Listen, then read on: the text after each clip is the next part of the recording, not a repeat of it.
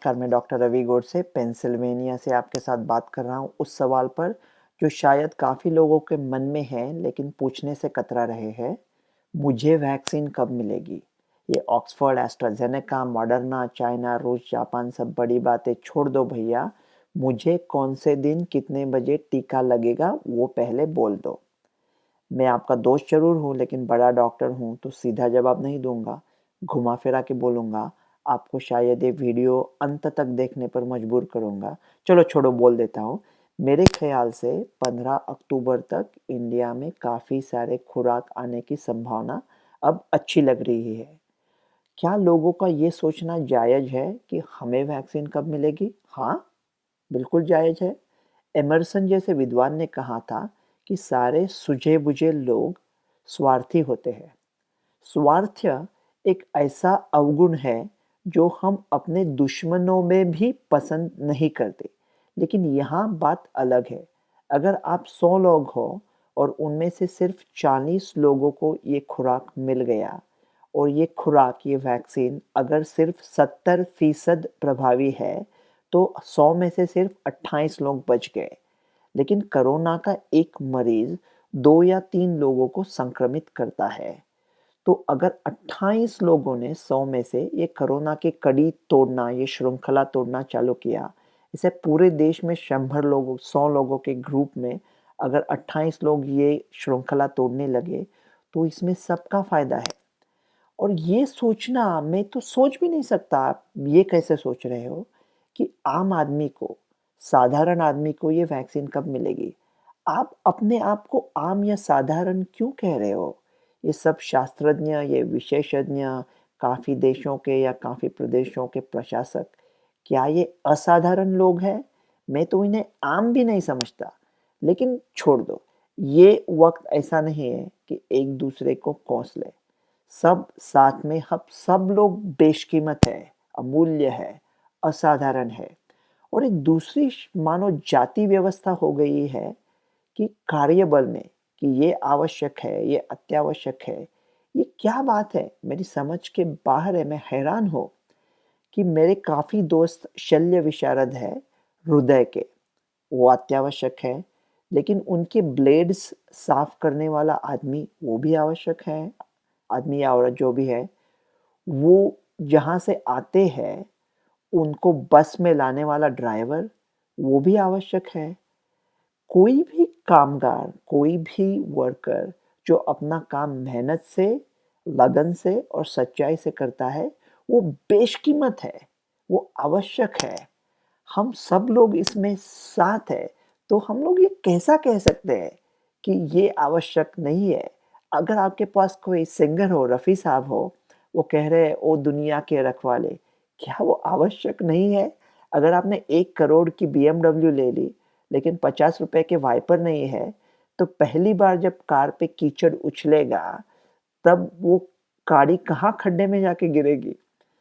लोग, ये अगर वैक्सीन इंडिया में आती भी है, वो जो डोसेस काफ़ी आएँगे, तो आवश्यक लोगों को भी अभी मिली, डॉक्टर्स को मिली या पुलिस को मिली, तो भी सबका फ़ायदा है, इसमें झगड़ा किसी का नहीं है। और देखो कि ये पता नहीं कि उसके दुष्प्रभाव क्या हो सकते हैं। तो जब वैक्सीन पहला चरण पार कर चुका है, पहले चरण में सिर्फ ये देखते हैं कि ये वैक्सीन सेफ है ना, सुरक्षित है ना, तो वो ऑलरेडी देख चुका है काफ़ी वैक्सीन में, काफ़ी टीकों में। तो हमको पता है कोई बड़े साइड इफ़ेक्ट्स तो नहीं होते, थोड़ा-सा शायद हाथ में दर्द हो जाए, थोड़ा बुखार आ जाए या थोड़ी तकलीफ़ हो जाए, लेकिन बड़ा साइड इफ़ेक्ट तो कोई नहीं है। लेकिन क्या पूछेंगे कि अगर इसका दुष्प्रभाव ये है कि 3 साल में आप लोग नम्र हो जाते हो, एक-दूसरे के साथ आप प्यार से पेश आते हो। हम लोग में से तो कुछ कहेंगे कि कोरोना चलेगा, लेकिन ये दुष्प्रभाव नहीं चाहिए। एक-दूसरे के साथ कैसे प्यार से पेश आएँ, हमको आदत ही नहीं है। तो 3 साल के बाद क्या होगा, ये अभी कैसे बोलेंगे? वो तो वैक्सीन देके देखना पड़ेगा।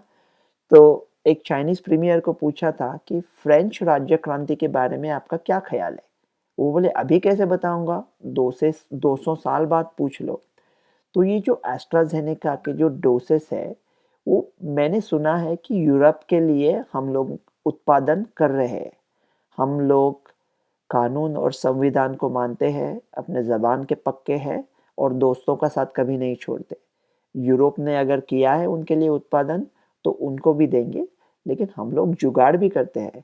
तो ये भी जुगाड़ करेंगे कि इंडिया में वो जो हम लोग खुद उत्पादन कर रहे हैं वो डोसेज ज़्यादा से ज़्यादा कैसे आए और कैसे बाँट लें। तो चलो थोड़ी वैक्सीन के इतिहास की बात करते हैं। ये वीडियो को भी लंबा करना है और इतिहास बहुत अहम है, क्योंकि जो लोग अपने इतिहास को नज़रअंदाज कर देते हैं, उनके ऊपर शायद ये मजबूरी आ जाती है कि वो अपने इतिहास को दोहरा दें और अपना तो इतिहास इतना गौरवशाली है। तो इंग्लैंड में मैं आपको साल नहीं बताऊंगा, बक्सीर के लड़ाई के 32 साल बाद या प्लासी के लड़ाई के 39 साल बाद, चलो बोल देता हूँ 1796 में एक इंग्लिश डॉक्टर थे।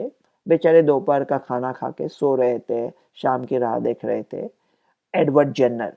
तो उनके घर पे काम करने वाली एक औरत ने कहा कि मुझे काऊ पॉक्स हुआ है, इसके वजह से मुझे स्मॉल पॉक्स नहीं होगा। तो उनके मन में आया, हाँ तो काऊ पॉक्स का यूज़ करेंगे। तो अब लोग आपको बड़े चेहरे से कहते हैं, ऐसा कुछ कोई बड़ी आपत्ति आ गई हो ऐसे आपको कह रहे हैं वैक्सीन को 2 साल 3 साल 4 साल 9 साल लग सकते हैं।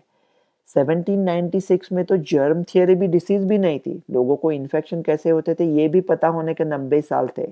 फिर भी एडवर्ड जेनर साहब और ब्रिटेन ने 2 साल में ये वैक्सीन डाल दी। 1802 में जब ब्रिटिश भारत में आ चुके थे तो भारत के कई भागों में भी वो स्मॉल पॉक्स का इनॉक्यूलेशन उन्होंने चालू किया था। 1871 में जब फ्रांस और जर्मनी के बीच में दुश्मनी थी और लड़ाई भी हुई थी, वो टाइम पे फ्रांस में लुई पास्चर थे और जर्मनी में रॉबर्ट कॉक थे। ये दुश्मनी भी बड़ी अजीब थी, क्योंकि ये दुश्मनी की वजह से काफ़ी सारे खोज हुए। रेबीज़ की वैक्सीन 1885 में आई, बैसिलस कैलमेट-ग्यूरिन बीसीजी आई, उसका एक बहुत बड़ा दुष्परिणाम हुआ था 1921 में। पोलियो का भी पहले कभी दुष्परिणाम हुआ था, लेकिन ये भी सोचना है ना, ये दुष्परिणाम हुआ तो भी हम लोग डट के अगर वो वैक्सीन को सोच लेते कि उसका कैसा इस्तेमाल करना है तो सब ठीक हो जाता है। उसके बाद में 1946 में पोलियो आई, 1956 में दूसरी पोलियो आई, मीजल मम्स आए, एमएमआर वैक्सीन आए, उसके पहले टी डैप आई। तो ये सब वैक्सीन ने ये सब बीमारियों संक्रमणों पे पूरा कब्जा कर दिया। तो अभी ये इतना वैक्सीन हम लोग का इतिहास इतना ज़बरदस्त है वैक्सीन का, कि ये संक्रमण पर, ये महामारी पर भी हम निश्चित उसको मात देंगे। लेकिन तब तक के लिए क्या करना है, सब लोग एक दूसरे में प्यार से मिलजुल के, जो लोग को भी मिल जाए उनके उनसे सबका फ़ायदा है। झगड़ा नहीं करेंगे, लड़ाई नहीं करेंगे। वो कहते हैं ना, ना मुँह न सर झुका के जियो, न मुँह छिपा के जियो। अभी मुँह छुपाया तो भी चलेगा, मास्क के पीछे ढक लो। अपने मुँह को छिपाने में कोई कायरता नहीं है, बल्कि भगवान ने इतना अच्छा, इतना खूबसूरत चेहरा दिया है, केवल दूसरों के लिए उसने ढकने में बड़ी ताकत, तीव्र ताकत लगती है। डॉक्टर रवि गोडसे, पेंसिल्वेनिया में। वैक्सीन ज़रूर आ रही है, काफ़ी सारे वैक्सीन आ रहे हैं। मेरे ख्याल से 15 अक्टूबर तक काफ़ी सारे खुराक इंडिया में पहुंचने चाहिए। धन्यवाद।